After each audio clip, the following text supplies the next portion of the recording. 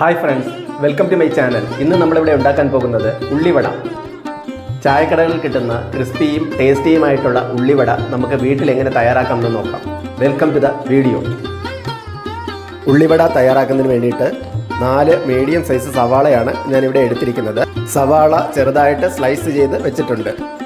ഇനി ഇതിലേക്ക് 1 ഇഞ്ച് വലിപ്പമുള്ള ഇഞ്ചി ചെറുതായി ചോപ്പ് ചെയ്തത് ഇട്ട് കൊടുക്കാം. 2 പച്ചമുളക് ചെറുതായി അരിഞ്ഞത്, 2 തണ്ട് കറിവേപ്പില ചെറുതായി അരിഞ്ഞത്, 1 ടീസ്പൂൺ ഉപ്പ്. ഇവയെല്ലാം ചേർത്ത് നമുക്ക് നന്നായിട്ടൊന്ന് തിരുമിയെടുക്കാം.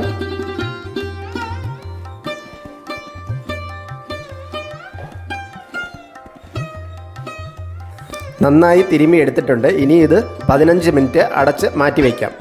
15 മിനിറ്റ് വെച്ചതിന് ശേഷം ഇതിലേക്ക് 4 ടേബിൾ സ്പൂൺ കടലമാവ്, 4 ടേബിൾ സ്പൂൺ മൈദമാവ്, 1 ടീസ്പൂൺ മുളക് പൊടി, ഇതെല്ലാം ചേർത്ത് നന്നായിട്ടൊന്ന് മിക്സ് ചെയ്തെടുക്കാം. വെള്ളം ഒഴിച്ചു കൊടുക്കേണ്ട ആവശ്യമില്ല. കടലമാവും മൈദമാവും ചേർത്ത് സവാള നന്നായിട്ട് മിക്സ് ചെയ്തെടുത്ത് വെച്ചിട്ടുണ്ട്. ഉള്ളിവട ഫ്രൈ ചെയ്തെടുക്കുന്നതിന് വേണ്ടിയിട്ട് ഒരു പാൻ അടുപ്പത്ത് വെച്ച് ചൂടാക്കി എടുക്കാം. പാൻ ഒന്ന് ചൂടായി വരുമ്പോൾ അതിലേക്ക് എണ്ണ ഒഴിച്ചു കൊടുക്കാം.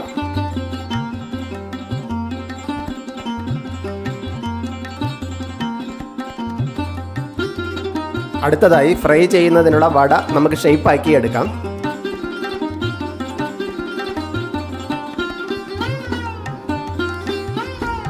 ഒരു ബോൾ പോലെ ഉരുട്ടിയെടുത്തതിന് ശേഷം കൈകൊണ്ട് ചപ്പിച്ച് എടുക്കുക.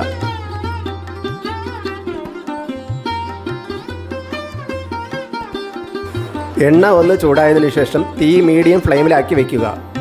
തീ കൂട്ടിയിട്ടാൽ വടയുടെ ഉൾഭാഗം വേകാതെയും പുറം ഭാഗം കരിഞ്ഞു പോവുകയും ചെയ്യും. അതുകൊണ്ട് തീ മീഡിയം ഫ്ലെയിമിലിട്ട് ഫ്രൈ ചെയ്തെടുക്കുക.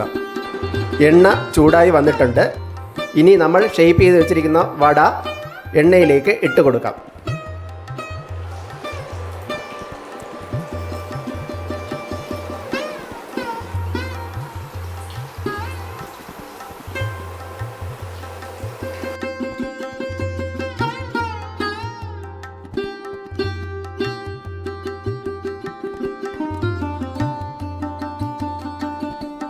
രണ്ട് സൈഡും ഗോൾഡൻ ബ്രൗൺ കളർ ആകുന്നത് വരെ മറിച്ചും തിരിച്ചും ഇട്ട് ഫ്രൈ ചെയ്ത് എടുക്കണം. ഇത് നന്നായിട്ട് ഫ്രൈ ആയി വന്നിട്ടുണ്ട്. ഇനി ഇത് കോരി പ്ലേറ്റിലേക്ക് മാറ്റാം.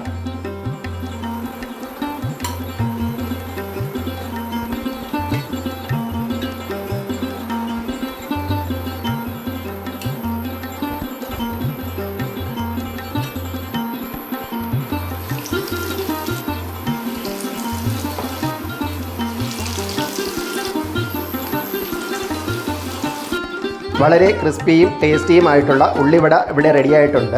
ഉള്ളിവട എപ്പോഴും ചൂടോടുകൂടി സെർവ് ചെയ്യുന്നതായിരിക്കും നല്ലത്.